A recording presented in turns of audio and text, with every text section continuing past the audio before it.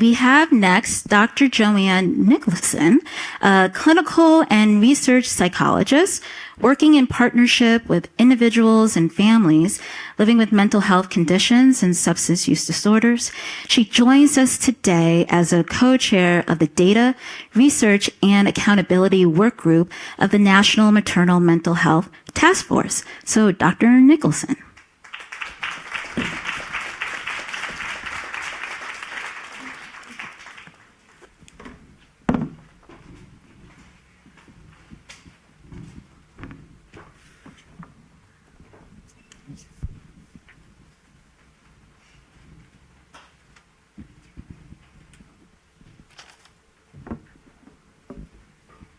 Thank you.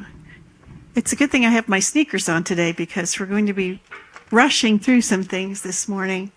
Thank you for your kind introduction. It's really poignant that I'm following and that we are following the conversation on race, ethnicity, indigenous populations. I am a university-based and medical school-based researcher, and my work focuses on the intersection of motherhood, mental health, and disability. And as a university-based researcher with federal funding, I've had my first project, a stop work order on my first project that was deemed by the federal government to be wasteful and radical. I'm sort of proud of the radical part.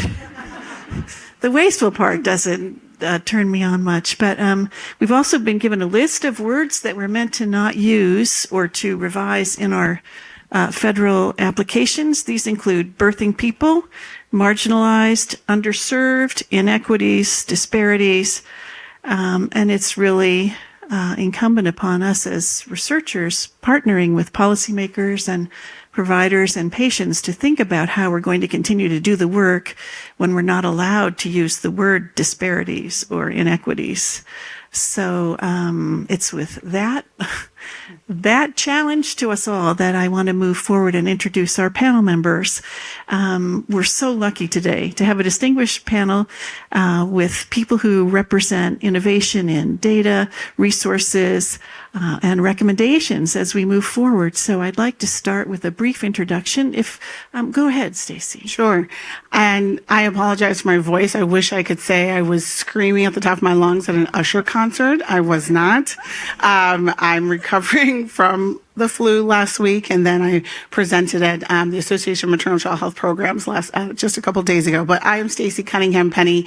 I am an executive project director at the National Institute for Children's Health Quality, which is a children's health organization based in Boston, and we are working to transform maternal and child health by identifying adaptive and bold solutions to this work.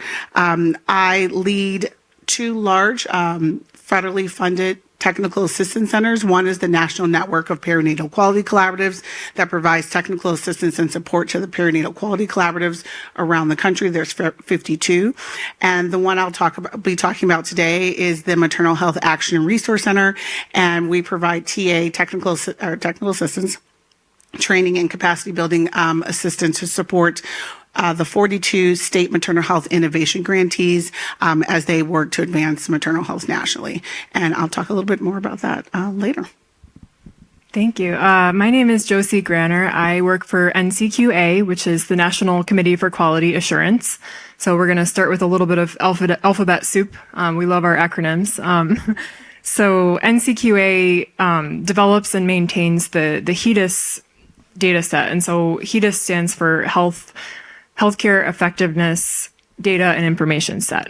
And it is the most widely used healthcare quality information and data set in the nation. And so our goal is to sort of create levers that innovators like policymakers and payers and health plans, insurers, as well as health systems and community-based organizations can leverage to innovate in value-based payments and in their quality improvement initiatives to improve the quality of care that we give to everybody. But I work with the team that focuses on birthing people and women. And so our team is called the Birth Equity Accountability Through Measurement Team. And so we're working on developing our portfolio of HEDIS measures to empower those connections. And this is all happening in the context of the digital transformation that the healthcare system is undergoing. So there's a lot more to that story that we'll get into in a little bit. Very good. And you all know who I am, Joy Burkhard. But today on this panel, I'm wearing the hat representing the Federal Maternal Mental Health Task Force. It was a task force formed through legislation that we helped champion. We, of course, thought maybe we'd have our partners at the federal government here today, but they're still not able to join us or join any event as spokespeople. So I'll be representing the federal task force today. And if you are on the federal task force, several of you in the room, Joanne, of course, is, those online, I think, as well. So thank you for being with us today. Thanks, Joy. The task force, by the way, has stopped meeting. And also, because of the task force, I'm a member of the SAMHSA Advisory Committee on Women's Services, also not meeting. And I have heard from colleagues from the Department of Defense and the VA that those women's advisory service committees are not meeting as well. And so I think it's really important that we bring attention to women's issues, the issues of mothers, and really thinking carefully about how to move forward to leverage the resources and tools we have available. So, Stacey, if you could start by telling us a little bit more about the new initiative, the new center. Please. We call it MARC. It's the, as I said, Maternal Health Action Resource Center. So, as I mentioned, we're supporting the 42 SMHI. You'll hear me say that often. SMHI grantees. They largely represent state health departments, but they're also perinatal quality collaboratives, they're PQCs, they represent state hospital associations, and we also have a community-based organization who's involved as well. Through MARC, we are really focused on supporting grantees to effectively tackle maternal mortality and severe maternal morbidity by strengthening their collective capacity to address health disparities, implement community-driven initiatives, and embrace data quality. One thing I'm really proud of is at the core of MARC is what I call, maybe others may not, is a level of innovative collaboration. While NICHQ is leading MARC, we are so excited to partner with 3 key organizations and also experts, clinical experts, and community-centered research experts to be our thought partners in that work. And one you just heard from, and that was Health Connect One. We're also partnering with the Association of Maternal Child Health Programs, or you do not know, that's AMCHIP, and they are the membership organization for Title V. And then also the Association I always get it wrong, for state and territorial health officials, and that's ASTO. So we wanted to make sure that as we are supporting grantees, we are literally reaching them in every single way. And I couldn't think of three better organizations to do this work with and to lead that. We also are collaborating with many folks in the room, like Joy in the center. We have 30 plus organizations on our Maternal Health Action Alliance. I see Stacey Broyboy from March of Dimes. We have March of Dimes on there. I see Rose Horton, president of A1. We're also engaging A1. And we also have several community members and tribal organizations to be a part of this alliance. And I do not believe in reinventing the wheel in any way. And so the one thing I've asked of these organizations as they're partnering with us is to share. And then we're going to share shamelessly and still shamelessly with each other, right? Because there are too many women dying. There's no room for competition. There's only room for collaboration and co-creation. And so I want to, thank you. I want to really uplift existing resources, existing curricula, existing strategies, recommendations, reports, and what we're going to do with that, along with sharing them, along with sharing them with the Alliance, because that's also the goal of the Alliance, is I'm bringing these folks together quarterly to not just sit in another meeting, but to identify ways that they can work with each other to write a grant, to create something new, right? I wish I could pay them so much money. I wish I could pay you all so much money. But I'm looking at ways that how we can leverage that by putting you in a room together 4 times a year to talk about and hopefully beyond about how you can do that. So with that, I'll just say, we're going to take those resources and we're going to put them on a national resource hub. So while Mark is geared towards just the grantees, the National Resource Hub, which will launch in May, is for the public. And that's for anyone anyone working on maternal health. And that will be a place that people can access these resources that we're co-creating together, that we're leveraging, and maybe create something new. So exciting. I wanted to move on to Josie. Yesterday, Dr. Gill said we have to use data to support the stories. We've had some remarkable stories from women as we start each day. I'm wondering, Josie, if you could say a little more, please, about the perinatal data in the HEDIS business, and talk a little bit more about how we can think about using those data in the work that we do. Absolutely. Yeah. Thank you for that excellent question. So for HEDIS currently, we have 2 perinatal behavioral health measures, the prenatal depression screening and follow-up measure and the postpartum depression screening and follow-up measure. So each of those measures has 2 parts, the screening and then the follow-up. And so plans or payers report to us that basically the percentage of their population that is screened for depression during the prenatal period or the postpartum period, respectively. And then those screenings need to use validated screening tools such as the PHQ-9 or Edinburgh. And then out of those who screen positive, what percentage of their population receives appropriate follow-up care?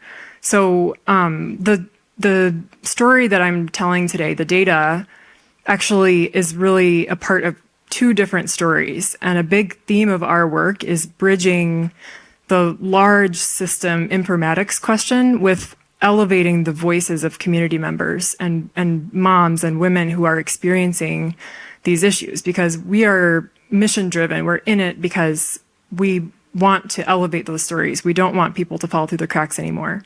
So that's the story from on the ground level. The other story that we're taking into account is this digital transformation piece. And specifically with these 2 measures, they are central to both of those stories. And so I'm going to first say a little bit more about the digital transformation piece. Healthcare data is challenging and clunky and difficult to use, difficult to share, difficult to transmit, and difficult to draw insights from that are actionable. We're doing the best we can anyways. Everybody is doing such an incredible job, and I hear so many different areas of innovation in leveraging data to promote change. But it's harder than it needs to be given the state of technology and digital technologies and how they've advanced.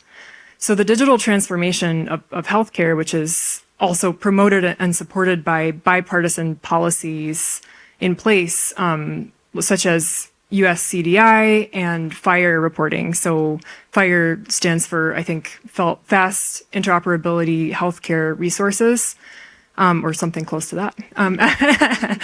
You always use the acronym so much you forget. But and it basically tries to standardize the way that information from healthcare systems is shared between, specifically between insurance companies and providers, but also for anybody to whom that data is relevant, and policymakers is a huge group as well. So our prenatal and postpartum depression measures are electronic digital measures, and that has caused some challenges with reporting on them.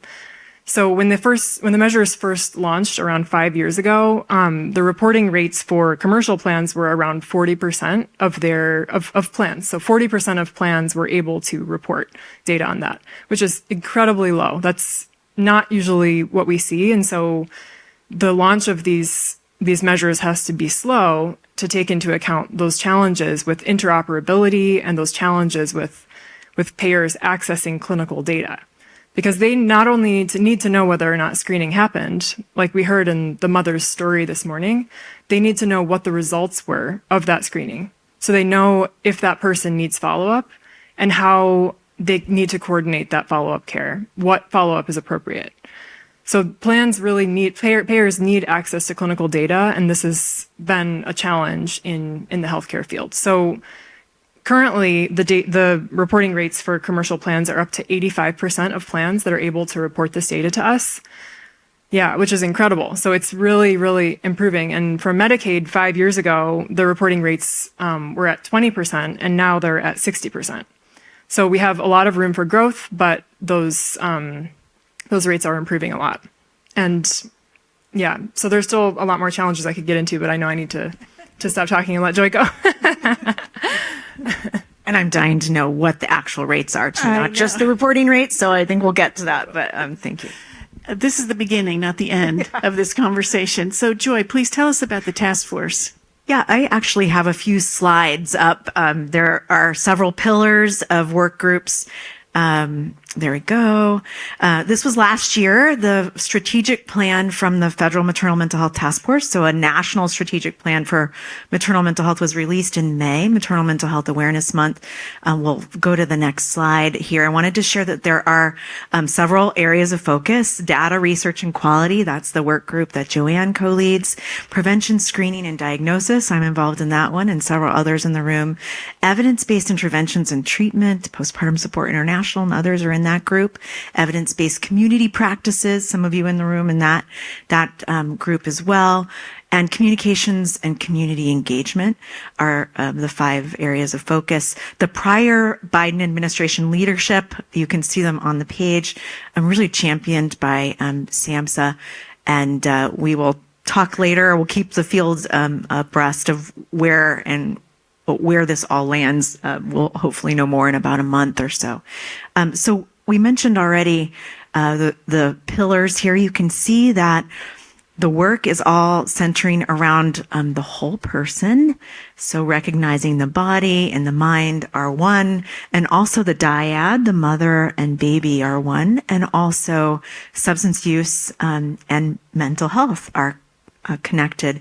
And I also want to acknowledge Dr. Warsaw, who's in the room, who has reminded Carol, if you're here, there you are. Raise your hand, Carol. Carol has been focused on intimate personal violence, partner violence, IPV, and reminding the task force over and over that this must not be overlooked, as well as we've heard loud and clear in the data over the last few days. And then underpinning all of the areas, you can see these keywords. So I pulled out what I believe are the big ideas, but I want to preface this with, if you talk to anyone else in the room, they might pull out more big ideas. It was almost a 100-page report, so you can imagine there are lots of key nuggets of information. So I wanted to start with one of the big ones, and I think one of the most important, arguably, is what's referred to as a non-punitive approach for seeking care and being screened for these disorders. So we've heard it in a couple of instances on the stage that women are often cautious about speaking up about how they're feeling for fear of being referred to child protective services, their babies being taken away. We often hear about non-punitive approaches in substance use disorder, but we're also really needing to think about this in terms of reporting symptoms of mental health disorders, including depression and anxiety. We all too often hear about stories where women are referred to child protective services, and there are traumatic investigations that are opened up, and police coming in the middle of the night, knocking on doors, interviewing other kids in the house. It's really this horrific process, I think, well intended through the Child Abuse Prevention and Treatment Act, CAPTA, but has gone wrong, very wrong in our space with SUD and mental health. So that's one big portion of the framework, is looking at that federal law and the reauthorization of CAPTA, which tells states that they have to have mandatory reporter procedures in place. And really looking at ways states can interpret that requirement loosely, which many states are already doing with technical assistance from real experts at the national level. We already talked about this concept of federal support or infrastructure around psychiatric consultation programs to support screening providers like OBGYNs and midwives? Could we have a national framework in place? Perhaps that is supported, since we know funding is a concern, supported through, and payers, you may not like this, commercial payers, and I used to be on that side of the house, so I feel okay talking about it, but perhaps a tax to commercial insurers to help pay for this national infrastructure that would provide funding to the psychiatric consultation programs that already exist and expand their reach to states that don't have maternal psychiatric consultation programs in place yet. Monitoring and payment, we've talked a lot about that. I'm not going to go into it in too much detail again. The monitoring piece, in my mind, really ties closely to the HEDIS measures. We've done a lot of work around this, and as Josie alluded to, HEDIS is really how in the United States we determine whether the services we want to see are delivered through the health delivery system. And so HEDIS measures really matter. A quick call out and shout out to two of our sponsors, the California Healthcare Foundation and the ZOMA. The ZOMA Foundation for supporting the development of the HEDIS measures. They're critical for this work. And even though, dare I say, they're clunky in implementation, really important that we get this right. And the last thing I'll call out really links to the deserts conversation that we had yesterday, is there was recognition that we can no longer just stand by and hope that the system of capitalism now brings a hospital, for example, or even a birthing center to a desert where there's perhaps no money to be made, that there should be a role in government in bringing maternity care clinics, MCCs into these deserts. This is foundational that all women have access to safe labor and delivery and to obstetric providers. And the concept of an MCC is holistic care, including maternal mental health care. So those are some of the highlights from me, and I will leave it at that. Thank you. And the 100-page report. The 100-page report. All this is on our website. Well, I did have one last slide.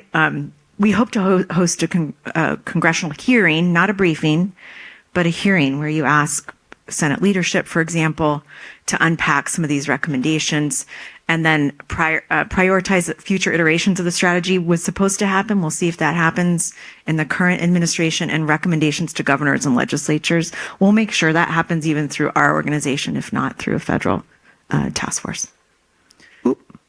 Thanks, Joy. I'm actually going to turn to Stacey now. I'm going to put you on the spot. And I'm going to ask you, we've each talked a bit about engaging community members in authentic ways and informing our work. I'm wondering if you might have some final comments about weaving together tools, resources, data, community partnerships, community engagement, to move the work forward, or as Joy says, to do something, to drive us forward. One thing I did not mention is that every SMHI grantee must convene a maternal health task force in their community. That's composed of providers, payers, policymakers, nonprofit organizations, you name it, but also community members, and those with lived and living experiences. And the one thing I will leave this audience with is the importance of authentically bringing those folks to the table, valuing and truly demonstrating that you value their voice and that their voice is valuable. Too often, community members and those of us with lived experience are brought to the table to check a box. That is too often, and that has to stop. So make sure that they are a member of the team, and SMHI grantees do that by making sure that they're part of the maternal health task force and engaging them in implementation. Go for it. Of any measurement, any evaluation, to show to what Abigail was saying, that they matter in that data and they exist in that data and they're part of that story. Sure. I'm going to give the 30-second spark notes. So the actual results of these HEDIS, well, okay. Drum roll, please. So for the prenatal and postpartum, they were fairly similar, and you can find this in the report that I linked to in the app. But the screening results were about 8% for commercial and 16% for Medicaid. And the follow-up among those who screened positive was around 60% for commercial and around 50 to 60% for Medicaid. However, the reason I went into that whole digital side note was because these the ways that our measures are specified require very specific codes that link to clinical data. And so we don't think that 8% actually reflects the screening rates of most plans. We think that they are still working on building their infrastructure for accessing clinical data.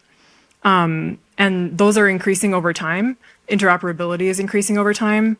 But we're considering putting these depression measures in our health plan ratings. And every year we look at that.